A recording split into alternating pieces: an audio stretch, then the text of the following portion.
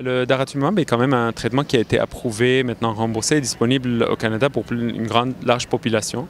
Il a été accepté, basé sur l'étude Pollux et Castor, pour être utilisé en combinaison avec l'énalidomide et bortezomib, et largement utilisé. Bientôt, ça va être disponible aussi en première ligne, basé sur des études Maya et Alcyon. Il y a certaines contraintes dans l'administration du daratumumab, c'est surtout le temps d'administration du produit. L'administration, surtout la première fois qu'on donne, ça prend quand même 7 heures d'administration, la deuxième 4 heures, puis après, au fur et à mesure, le traitement reste quand même 3 heures. On a toujours un problème d'organisation, un problème d'administration aussi dans tous les hôpitaux, avec un manque de chaises dans tous les hôpitaux du jour, ce qui limite un peu le temps où on peut attribuer aux patients. Aujourd'hui, ça a été présenté quand même une étude qui est assez importante, que je pense qu'elle va avoir beaucoup d'influence sur la pratique.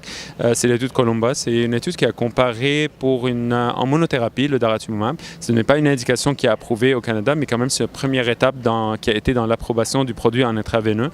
Donc, c'était une étude de non-infériorité où ils ont comparé le daratumumab intraveineux comparé au sous-cutané.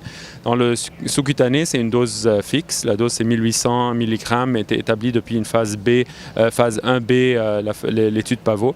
Et par contre, dans le daratumumab en intraveineux, c'est la même dose qu'on utilise habituellement, 16 mg kg. Le schéma, c'est le même. C'est un traitement toutes les semaines pour les 2 premiers cycles, puis toutes les 2 semaines pour 4 autres cycles, puis après, une fois par mois ou toutes les 4 semaines. C'est le même schéma pour le sous-cutané et l'intraveineux.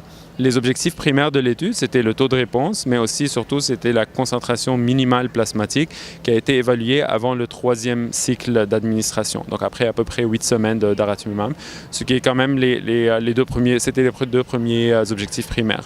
En termes d'objectifs secondaires, on avait la survie sans progression, la survie globale, mais surtout le profil d'innocuité et aussi la satisfaction des patients basée sur ce traitement.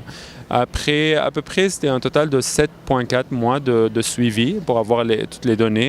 Le taux de réponse, il y avait une non-infériorité dans les deux objectifs. Une non-infériorité de la formule sous-cutanée comparée à l'intraveineux, avec des taux de réponse d'après 37% pour l'intraveineux, 41% pour le sous-cutané. Pour la concentration minimale plasmatique, c'était toujours la même, donc dosée encore une fois avant le 3e cycle de daratumumab.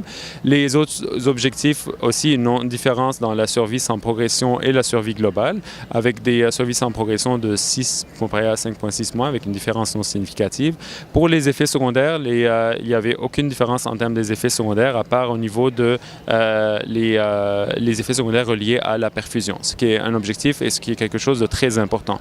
Donc, pour le temps d'administration aussi, il faut mentionner, le temps d'administration de l'intraveineuse, c'est resté pareil, 7 heures en moyenne la première infusion, 4 heures la deuxième, puis 3 heures et demie à peu près de la troisième, puis les prochaines. Par contre, dans le sous-cutané, c'était toujours en 5 minutes. Donc, 5 minutes d'administration, tout en sachant que la formule sous-cutanée est du daratumumab intraveineux recombiné à l'hyaluronidase en humain. Donc, c'est une formule recombinée. Donc, 5 minutes d'administration.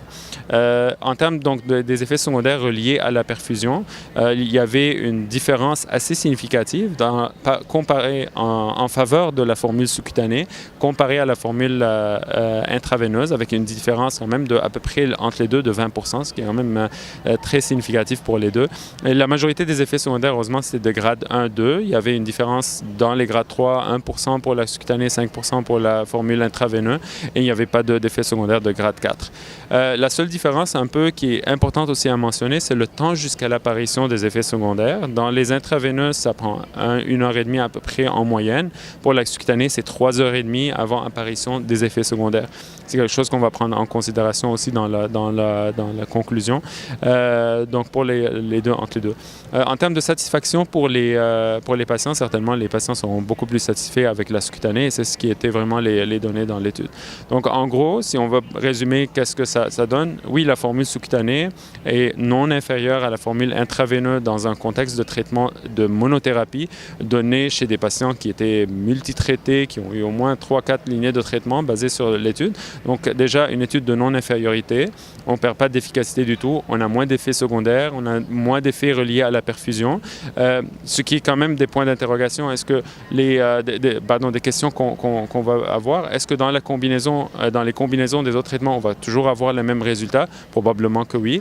Est-ce qu'on va surveiller les patients pour 4 heures, 6 heures, 7 heures après la première perfusion? C'est des données qui nous manquent et qu'on doit quand même suivre par la suite, parce que la médiane d'apparition des effets secondaires reste 3 heures et demie. même si l'administration est de 5 minutes. Donc les patients, quand même, ils vont passer du temps à l'hôpital pour être surveillés, mais ils vont moins occuper des chaises dans la perfusion. Donc c'est sûr que c'est une étude qui change un peu la pratique.